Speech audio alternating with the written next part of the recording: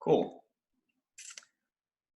Here we are, viticulture and vinification.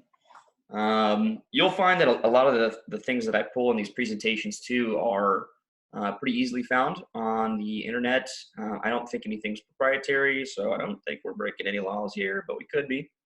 The band of parallels that wine typically grows in across the world, you'll find in the Northern Hemisphere from 28 to 50th degree, and in the Southern Hemisphere from 27 to 48 degrees. Of course, there are outliers, but this is for the most part where you can expect to find grape growing across the globe.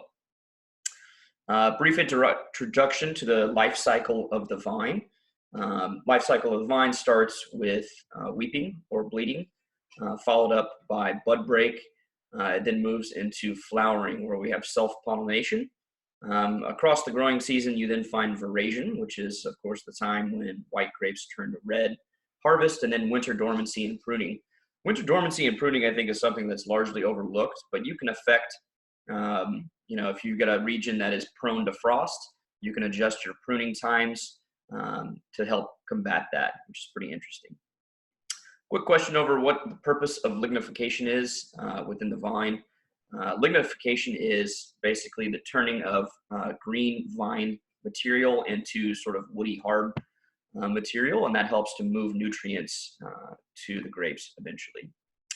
Here's that wine folly life cycle of a grapevine animation that always really helps me when considering how it goes through the course of a growing season. You can see here from dormancy through pruning, all the way through berry set, and then, of course, the growing season, veraison, and harvest. A quick aside on the California Heat Summation Index, otherwise known as the Winkler scale. I think we're going to mention the Winkler scale as we talk about each of the regions that are on the syllabus throughout the coming months. So just to reiterate what that is, it's a scale that divides climates into, originally it was 5 growing regions, now it's 6, with 1A and 1B being separated, based on the number of degree days in a given region. So degree days are calculated by multiplying each month of the growing season, which is defined as April 1st through October 31st in the Northern Hemisphere. By the number of degrees over 50 degrees for that month. And I think it's important to note that 50 degrees is important because that's when the vine itself exits dormancy. And typically, vines prefer 50 to 68 degrees in mean average temperature. So summer temperatures, they typically like to be around 66 for whites and then 70 for reds.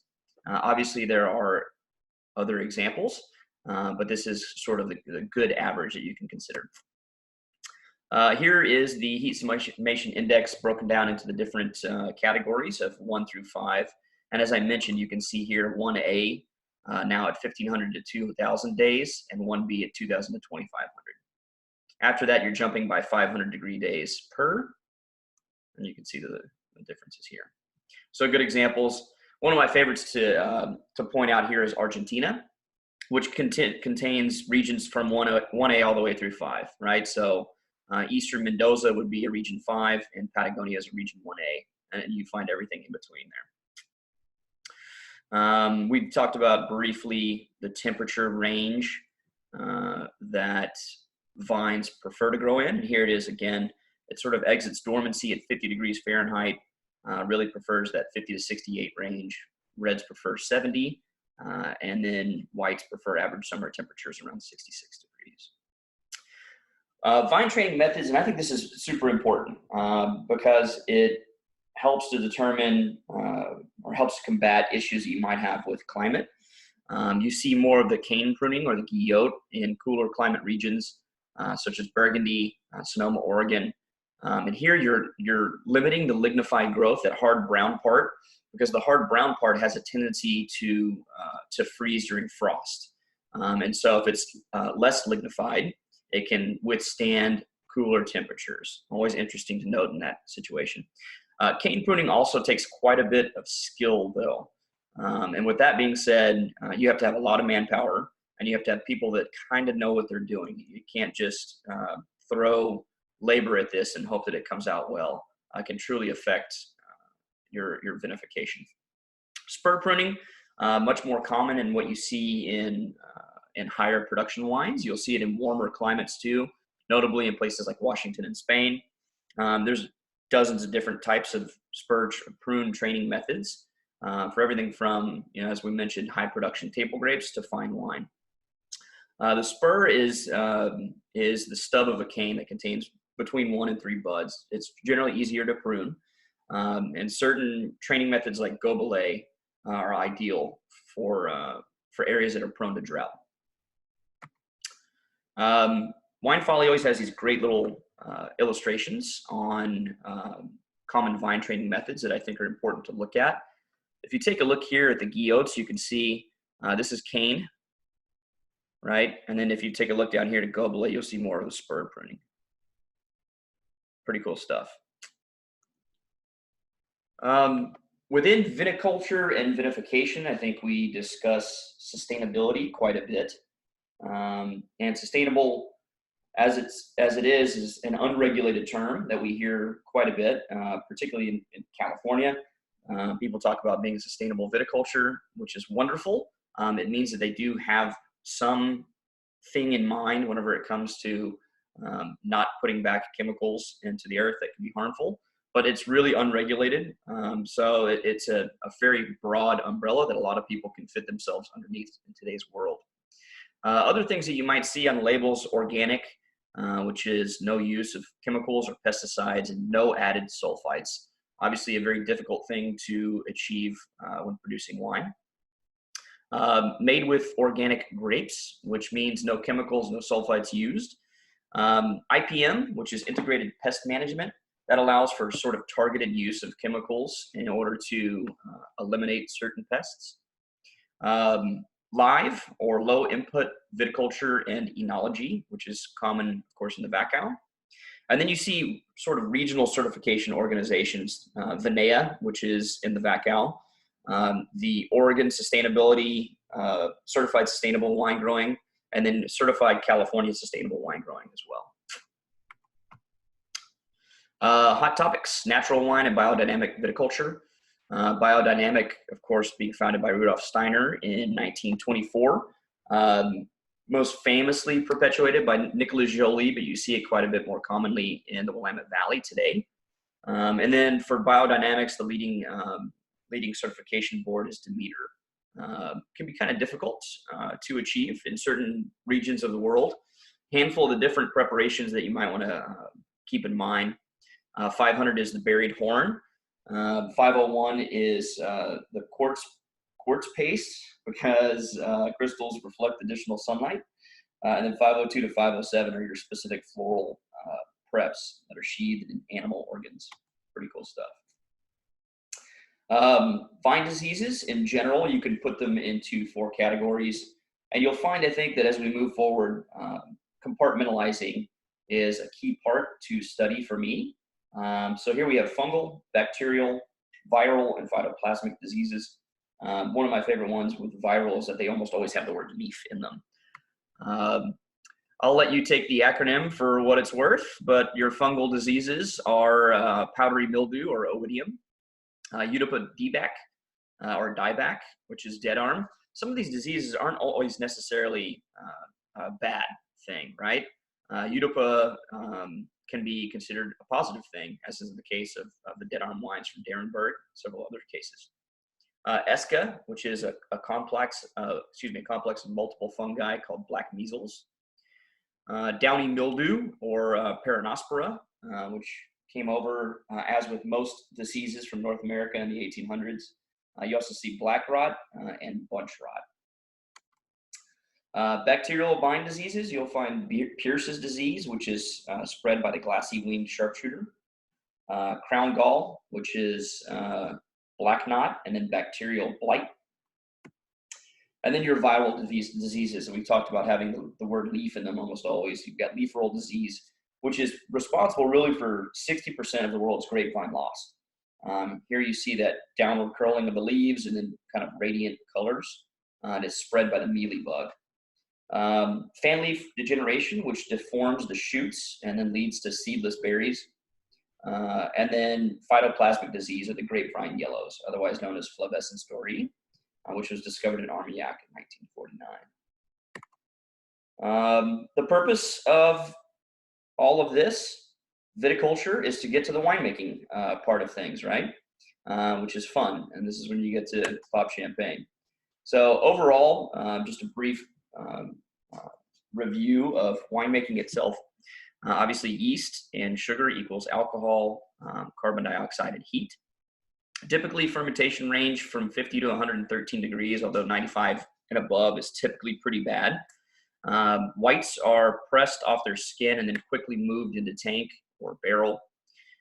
Red wines are often macerated prior to fermentation to extract color.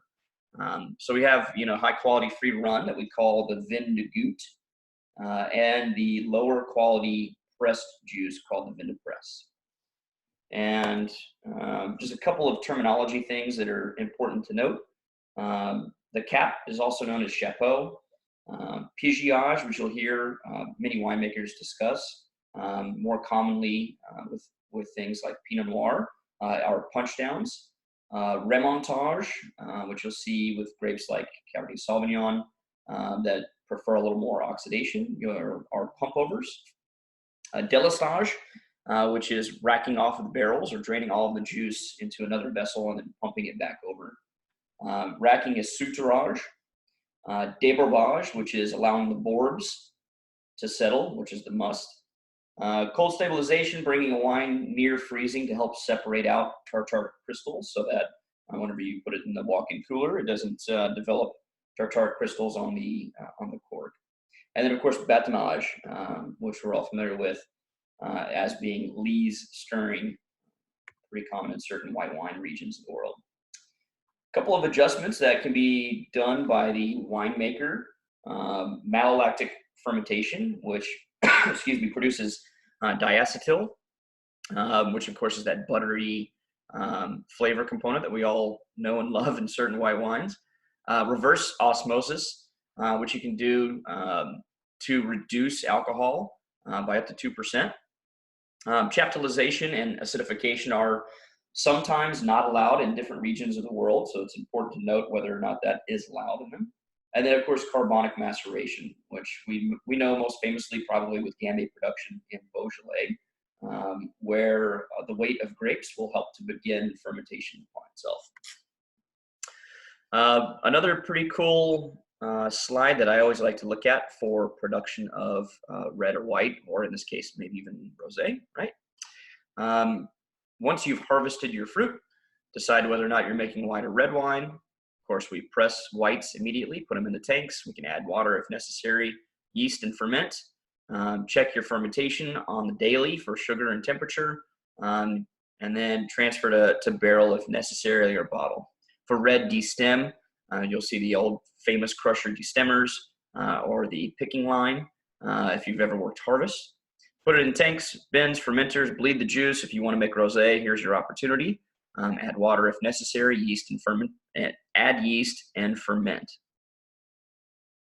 So this is basically what we have for today. This is the whole of the presentation for viticulture and vinification. I think we can probably get deeper into all of these things, whether we talk about terminology or whether we look at diseases or the California Heat Summation Index. But I thought it was a good primer for what this group should be looking at moving forward. I know originally we had said on the invite that we might be doing some roundtable questions. Let's take a look and see if anybody posted them. But one thing I want to make sure is that we don't bog down everyone's email. There are a couple chat questions here. Happy Sunday, cool. I don't know who has looked at the syllabus. I'm going to go ahead and pull that up now. And I'll just share my screen with you guys. Cool. For those of you that are using different calendar apps, you'll see that there should be attachments. every week I'm going to upload the presentation that we did for that particular week onto this invite. You've also got the syllabus that you can pull up. So today was viticulture and vinification. We can strike through that.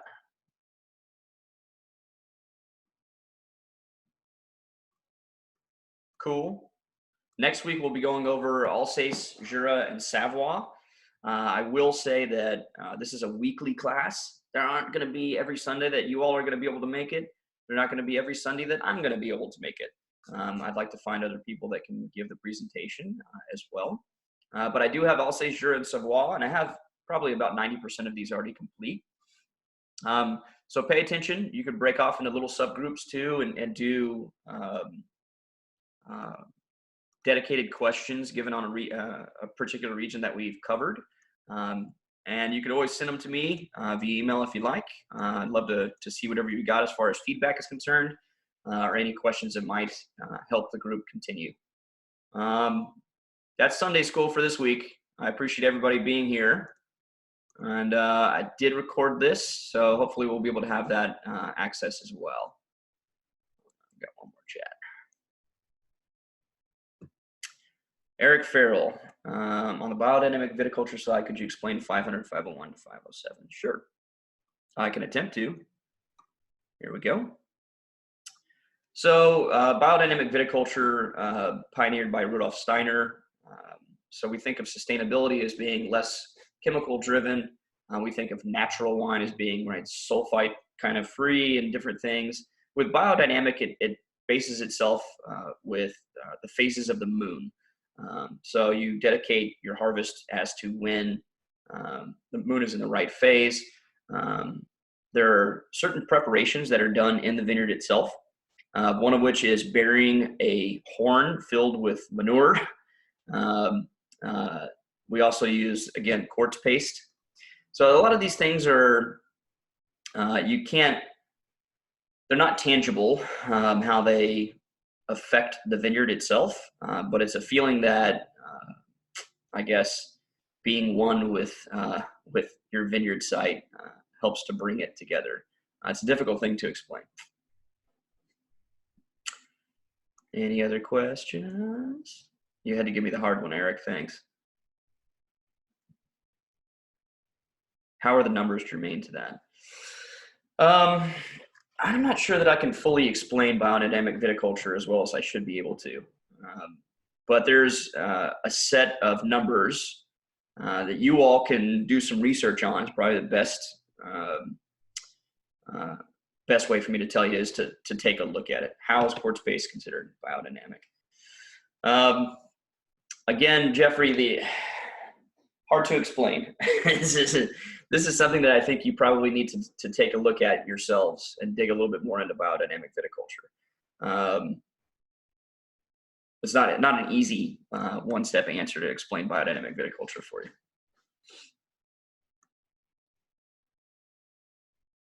Are we able to access slideshows post-class? Yes. What I'm going to do, and I'll do it right now actually, is for the calendar look, I'll open this particular occurrence and I will save this slideshow to it.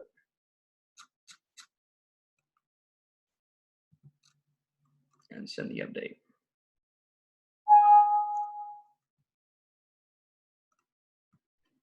Cool. All right. Thanks, everybody. Quick class today. I think next week's will be a little bit more intense. So take a look at viticulture and vinification. Utilize the slideshow if you need to. And we'll see you guys next week. Cheers.